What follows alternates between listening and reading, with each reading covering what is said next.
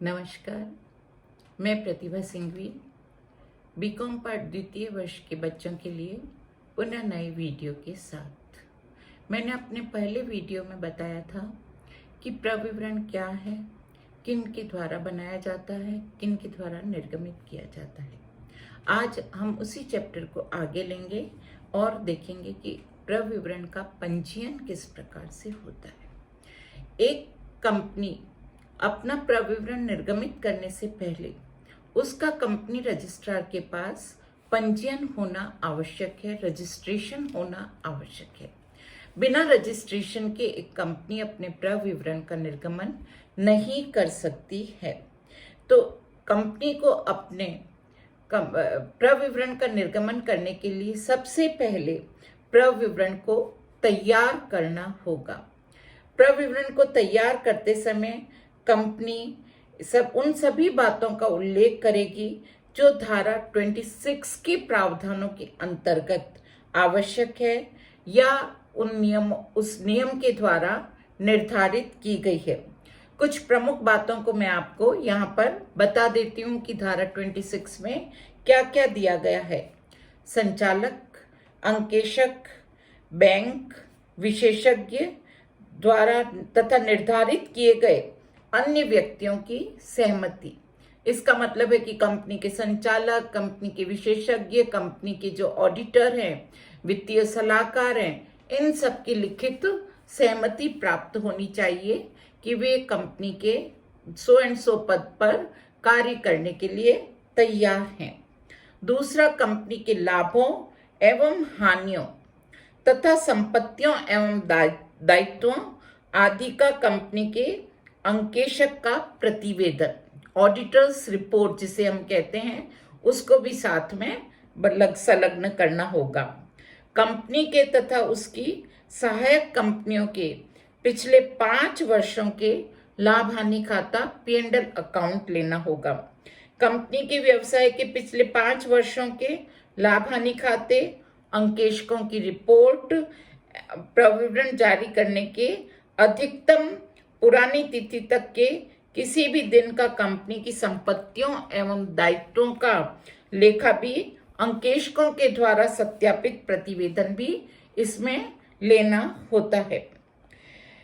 यदि यह घोषणा करनी होगी कि प्रविवरण को बनाने में प्रावधानों, प्रतिभूति अनुबंध अधिनियम 1956 तथा सेवी अधिनियम 1992 के प्रावधानों, उसके अधीन बनाए गए नियमों का पूर्ण पालन किया गया है, कोई भी कार्य इसके प्रतिकूल नहीं है।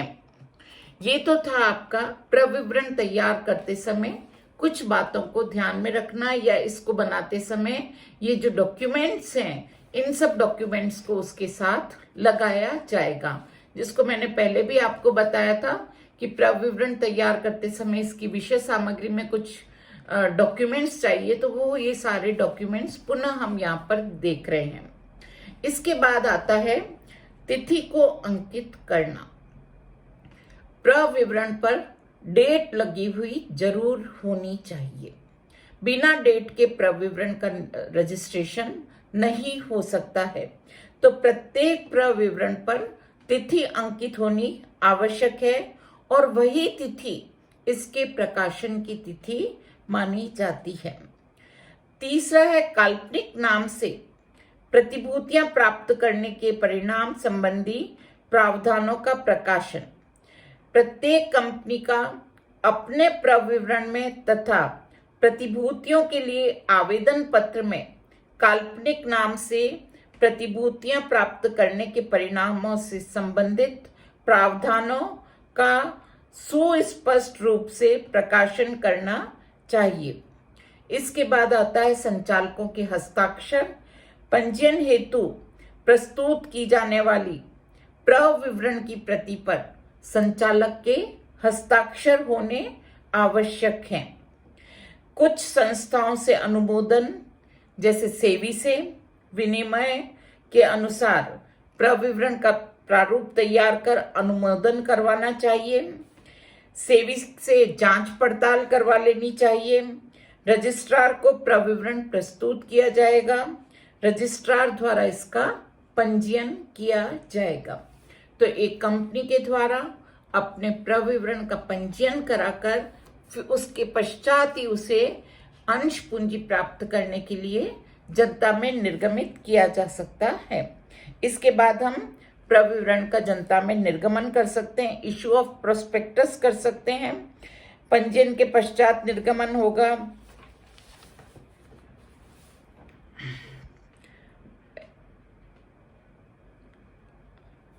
अनुबंध की शर्तों, कंपनी का जो प्रविवरण का निर्गमन है वह पंजीयन के पश्चात निर्गमन किया जा सकता है। प्रविवरण के मुख्य पृष्ठ पर कुछ बातों को लिखना होता है। प्रत्येक जारी किए वाले उसके जो प्रविवरण है उसके मुख्य पृष्ठ पर लिखा होगा कि उसकी एक प्रति रजिस्ट्रार को प्रस्तुत कर दी गई है और उन प्रलेखों का उल्लेख जो अधिनियम के प्रावधानों के अनुसार रजिस्ट्रार को प्रस्तुत कर दिया गया था प्रति के साथ संलग्न करना आवश्यक है। इसके बाद आता है कि प्रविवरण के उसके पंजीयन के लिए सौंपने की तिथि से 90 दिन के भीतर ही जनता को जारी कर दिया जाना चाहिए। इसका मतलब है कि रजिस्ट्रार को सौंपा, उसके 90 दिन के भीतर इसे जनता में निर्गमित करना है। यदि 90 दिन के भीतर निर्गमित नहीं किया जाता तो वह वैध नहीं होता है। पंजीयन की व्यवस्थाओं का पालन न करने पर भी दंड प्राप्त किया जा सकता है। आवेदन पर प्रविवरण की प्रति उपलब्ध कराना होता है। यदि कोई व्यक्ति कंपनी से कंपनी के प्रविवरण की प्रति मांगता है, आवेदन करता है, तो कंपनी का कर्तव्य है कि निर्धारित शुल्क लेकर उसे प्रविवरण की प्रति को उपलब्ध कराए। इसके बाद आता है कि यदि कंपनी अपने अनुबंध की शर्तों अथवा उद्देश्यों में परिवर्तन करती है तो ऐसी स्थिति में एक कंपनी को अपने प्रविवरण में भी परिवर्तन करना होता है। यहाँ पर हम ये कह सकते हैं कि कभी कभी कंपनी प्रविवरण के माध्यम से धनराशि को प्राप्त कर ली और ऐसी की गई प्राप्त राशि अप्रयुक्त पड़ी हुई होती है। यदि कंपनी उस प्रविवरण में उल्लेखित अनुबंध की शर्तों के अनुरूप उस प्रविवरण के उद्देश्यों में कोई हेरफेर कर लेती है, कोई परिवर्तन कर लेती है, तो निम्नलिखित शर्तों का पालन करके वह अपने उसमें परिवर्तन कर सकती है। विशेष प्रस्ताव पारित करना होगा, विशेष प्रस्ताव की सूचना का प्रकाशन करना होगा, असहमत जो अंशधारी हैं या प्रतिभूतियों के बाहर निकलने का उन्हें अवसर देना होगा। इसका मतलब है कि एक कंपनी ने अपने प्रविवरण के निर्गमन के आधार पर अंश पूंजी प्राप्त कर ली और वह अंश पूंजी पड़ी हुई है, लेकिन उसके बाद कंपनी अपने उद्देश्यों में परिवर्तन कर देती है। तो उद्देश्यों में परिवर्तन करने के बाद उस अंश पूंजी का प्रयोग करने से पहले कंपनी को विशेष प्रस्ताव पारित करना होगा, विशेष प्रस्ताव का प्रकाशन करना होगा, संबंधित अंशधारियों और या प्रतिभूति धारकों की सहमति प्राप्त करनी होगी। जो असहमत है उनको उनकी राशि लौटानी होगी और उसके बाद ही कंपनी उस पूंजी का प्रयोग कर सकती है। अब हम आते हैं संक्षिप्त प्रविवरण के बारे में। आवेदन फॉर्म के साथ कभी कभी कंपनी संक्षिप्त प्रविवरण को लगा देती है। किसी भी कंपनी की प्रतिभूतियों के क्रय के लिए कोई भी आवेदन फॉर्म तब तक जारी नहीं किया जा सकता जब तक कि उसके साथ संक्षिप्त प्रविवरण नहीं हो। अर्थात कंपनी की प्रतिभूतियों को निर्गमित करने के लिए या तो प्रविवरण होना चाहिए और यदि प्रविवरण नहीं है तो उसके साथ संक्षिप्त प्रविवरण का होना आवश्यक है। इसके बाद हम आते हैं छोटे छोटे से जो वर्ड्स हैं उनको मैं यहाँ पर आपको समझा रही हूँ। माना हुआ प्रविवरण, डीम्ड प्रोस्पेक्टस। कभी कभी कोई कंपनी अपनी प्रतिभूतियों का आवंटन या आवंटन करने का ठहराव किसी अन्य कंपनी के साथ कर लेती है, और किसी अन्य कंपनी के साथ इस आशय से किया जाता है कि जब उस कंपनी के प्रतिभूतियों का आवंटन होगा तो इस कंपनी की भी कंपनियों का आवंटन हो जाएगा। तो उस कंपनी के द्वारा जो जारी किया गया प्रविवरण है वह उस कंपनी की के द्वारा भी जारी किया गया प्रविवरण माना जाएगा। इसे ही हम डीम्ड या माना हुआ प्रविवरण कहते हैं। जैसे सपोज कीजिए ए कंपनी अपनी प्रतिभूतियों का निर्गमन करना चाहती है और बी कंपनी भी प्रतिभूतियों का निर्गमन करना चाहती है। बी कंपनी जब अपनी प्रतिभूतियों का निर्गमन करेगी तो उसके साथ ए का भी वह निर्गमन करेगी। तो बी कंपनी के द्वारा जो जारी किया गया प्रविवरण है वह ए द्वारा जारी किया हुआ भी माना जाएगा। इसे ही हम डीम्ड प्रविवरण कहते हैं। इसके बाद है आपका सदस्यों द्वारा अंशों के विक्रय हेतु प्रस्ताव। कभी कभी कंपनी में कुछ सदस्य कंपनी में अपने द्वारा धारित अंशों को या जो कुछ अंश हैं, धारित अंशों में से कुछ अंशों को जनता को बेचने का प्रस्ताव करते हैं, किंतु उन्हें भी एक ऐसा विक्रय हेतु प्रस्ताव निर्धारित की गई रीति के अनुसार करना पड़ता है। उसे हम कहते हैं सदस्यों द्वारा अंशों के विक्रय हेतु प्रस्ताव रखना। विक्रय हेतु जो प्रस्ताव होता है उसे प्रविवरण के रूप में ही माना जाता है। उस प्रस्ताव में कुछ बातों का उल्लेख नहीं होता है। न्यूनतम अभिदान का उल्लेख, अभिदान के प्रावधानों का, न्यूनतम आवेदन के प्रावधानों का, इनके उल्लेख की आवश्यकता नहीं होती है। सभी कार्यवाहियां करने पर कंपनी का अधिकार होता है। ये था आपका सदस्यों के द्वारा अंशों के विक्रय हेतु प्रस्ताव। इसके बाद में आते हैं हम सेल्फ प्रविवरण। सेल्फ प्रविवरण किसी वर्ग या कुछ वर्गों को कुछ कंपनियों की सुविधा के लिए कंपनी अधिनियम में सेल्फ प्रविवरण की व्यवस्था की गई है। सेल्फ प्रविवरण के प्रावधान के कारण उन कंपनी की प्रतिभूतियों के प्रत्येक निर्गमन के लिए प्रविवरण तैयार करना एवं रजिस्ट्रार के पास पंजीयन करवाना नहीं पड़ता है। इसमें उन कंपनियों के धन एवं समय दोनों की ही बचत होती है। इसकी हम एक परिभाषा ले लेते हैं कि सेल्फ प्रविवरण किसे कहते हैं। सेल्फ प्रविवरण एक प्रविवरण है जो सेल्फ प्रविवरण एक प्रविवरण है जो उन प्रतिभूतियों या उन वर्गों की प्रतिभूतियों जिनका उसमें उल्लेख किया गया है कि एक निश्चित अवधि में एक या एक से अधिक निर्गमनों के लिए प्रावधान या प्रविवरण जारी किए जाते हैं और प्रविवरण जारी किए बिना अभिदान हेतु जारी किया जाता है। बहुत सामान्य शब्दों में हम ये कह सकते हैं कि सेल्फ प्रविवरण जब एक कंपनी एक ही बार जिन अंशों का निर्गमन कर चुकी है बाद में भविष्य में पुनः उन्हीं प्रकार के अंशों का निर्गमन करेगी तो उसके लिए सेल्फ प्रविवरण निर्गमित कर सकती है। उसे एक ही प्रकार की अंश पूंजी प्राप्त करने के लिए बार बार प्रविवरण के निर्गमन की आवश्यकता नहीं होती है। तो यह सुविधा जो दी जाती है उसे हम सेल्फ प्रविवरण कहते हैं। इसके बाद आता है हमारा मायावी प्रविवरण। पिछले कुछ वर्षों से प्रतिभूतियों का बुक बिल्डिंग प्रक्रिया में निर्गमन का प्रचलन बढ़ गया है।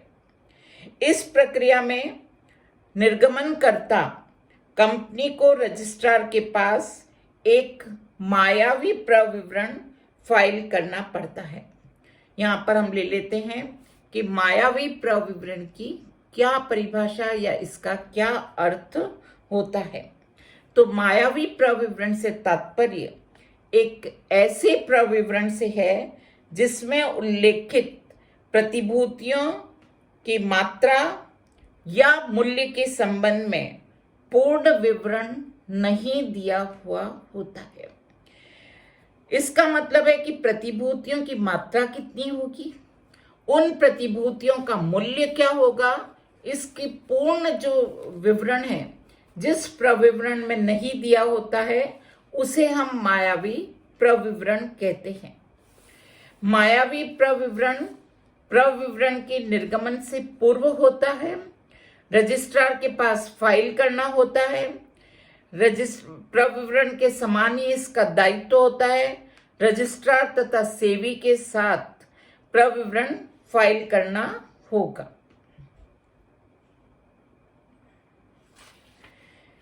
ये था हमारा प्रविवरण के कुछ जो छोटे छोटे आपके थे शब्द, उन शब्दों के बारे में हमने इसमें पढ़ा। अब हम आते हैं कि प्रविवरण को तैयार करते समय सुनहरे नियमों का पालन करना चाहिए। The golden rules framing for the prospectus. इसका मतलब है कि एक कंपनी अपनी प्रतिभूतियों का निर्गमन करने के लिए जनता में प्रविवरण को निर्गमित करती है कि इस प्रविवरण के आधार पर सामान्य कंपनी उसकी प्रतिभूतियों में अभिदान करेगी, अपनी जो बचत है वह कंपनी में विनियोजित करेगी। तो कंपनी का प्रविवरण इस प्रकार का होना चाहिए कि जब एक कंपनी अपना प्रविवरण निर्गमित करे तो सामान्य जनता उस प्रविवरण की ओर आकर्षित हो तथा अपनी जो बचत है वह उस कंपनी की प्रतिभूतियों को लेने में विनियोजित करने के लिए तत्पर हो। तभी एक कंपनी को उसका जो जितना भी पूंजी का अभिदान किया है, जितना भी सब्सक्रिप्शन है, वह उसे प्राप्त हो जाएगा और कोई भी कंपनी में अंश पूंजी की कमी नहीं होगी। तो सामान्य जनता को आकर्षित करने के लिए प्रविवरण को तैयार करते समय कुछ ऐसे शब्दों का प्रयोग करना चाहिए, या हम यह कहें कि प्रविवरण को इस प्रकार से प्रस्तुत करना चाहिए कि सामान्य जनता प्रविवरण को लेने के लिए तत्पर हो, उसे लेने के लिए बहुत जल्दी प्रेरित हो जाए, अपनी संपत्ति, अपना धन, अपनी जो बचत है वो कंपनी में विनियोजित करने के लिए उत्साहित हो। तो उसे हम कहते हैं golden rules for framing prospectus. तो यह गोल्डन रूल्स तैयार करते समय इस बात को ध्यान में रखना चाहिए कि भाषा इस प्रकार की हो कि सामान्य जनता प्रेरित हो, लेकिन वह कभी भी जनता को भ्रमित करने वाली, जनता को धोखे में डालने वाली नहीं होनी चाहिए। इस संबंध में मैं आपको यहाँ पर बता दूं कि प्रविवरण में प्रत्येक बात को बिल्कुल सही एवं ईमानदारी से प्रस्तुत करना चाहिए। कोई भी भ्रामक बात इसमें नहीं लिखनी चाहिए। कोई भी ऐसी बात तथ्यपूर्ण ढंग से नहीं लिखनी चाहिए जो उस रूप में नहीं है, तथा किसी भी तथ्य में लिखने से भी नहीं भूलना चाहिए जो उन विशेषाधिकारों एवं लाभों की प्रकृति को प्रभावित कार्यों को हो, जिसको प्रविवरण में अंशों के क्रय करने के लिए प्रेरित करने हेतु उल्लेख उल्लेखित किया गया हो। तो बहुत ही सामान्य है कि जो भी बात है, केवल इसका लिखने का उद्देश्य यही होता है कि सामान्य जनता कंपनी के अंशों को लेने के लिए प्रेरित हो, लेकिन यहाँ पर कोई भी बात भ्रामक नहीं होनी चाहिए। इसे हम यह कहते हैं प्रविवरण को तैयार करते समय का सुनहरा नियम। प्रविवरण की जो विषय सामग्री है या इसको तैयार करते समय यदि मिथ्या वर्णन या असत्य वचन या कोई गलत विषय सामग्री दी गई है तो इसके लिए प्रविवरण तैयार करने वाला व्यक्ति व्यक्तिगत रूप से उत्तरदायी होता है। यहां हम लेंगे प्रविवरण में मिथ्या वर्णन या असत्य वचन होने पर।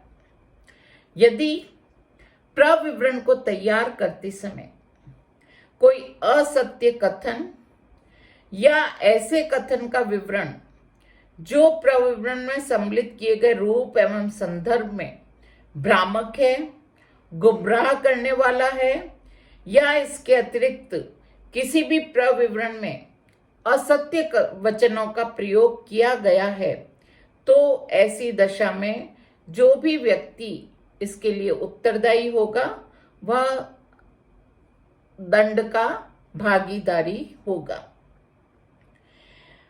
जनता को भ्रम में डालने के उद्देश्य से प्रविवरण में किसी भी प्रकार से असत्य वचन लिखे जाते हैं अथवा किसी भी तथ्य को छिपाया जाता है तो उसे हम असत्य कथन या मिथ्या वर्णन कहते हैं।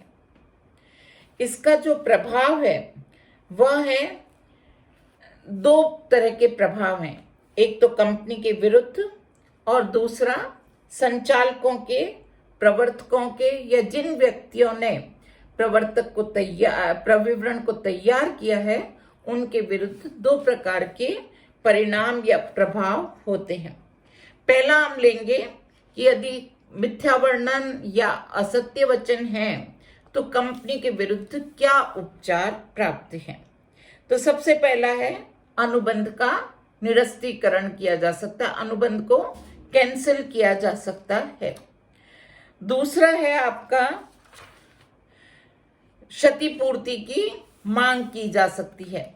यदि असत्य वचन के कारण जो धन विनियोजित किया गया है और यदि वह नहीं यहाँ पर न कर कहीं और किया जाता और उसके बदले में जो लाभ प्राप्त होता है जो कंपनी में नहीं हुआ है, तो उसकी जो भी क्षति हुई है उस क्षतिपूर्ति को प्राप्त करने का अधिकार सामान्य व्यक्ति को है।